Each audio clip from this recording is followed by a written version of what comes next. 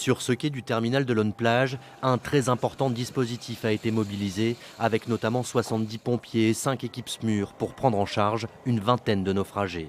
L'un d'entre eux a été déclaré décédé à son arrivée à l'hôpital de Calais.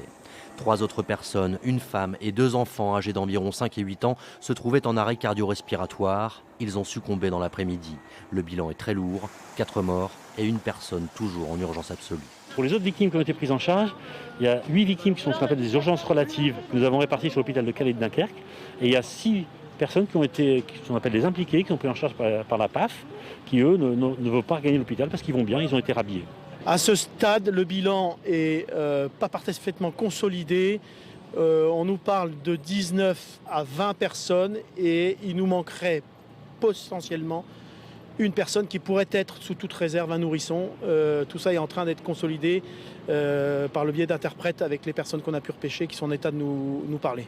Les recherches se sont poursuivies toute la journée au large de la côte d'Opale. C'est à 5000 nautiques environ que le bateau des migrants, qui serait de nationalité iranienne, a chaviré vers 9h30 avant de couler. 2020 est une année record avec 730 tentatives ou traversées de la Manche impliquant près de 7900 migrants. C'est 3 fois et demi plus que l'année précédente. Ce matin, le procureur de Dunkerque s'est rendu sur place.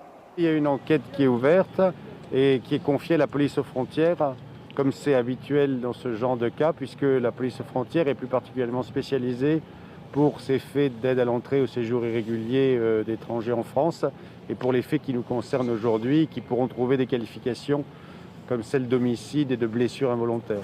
Le drame de ce mardi porte à 7 le nombre de migrants décédés depuis le début de l'année en tentant de rejoindre l'Angleterre.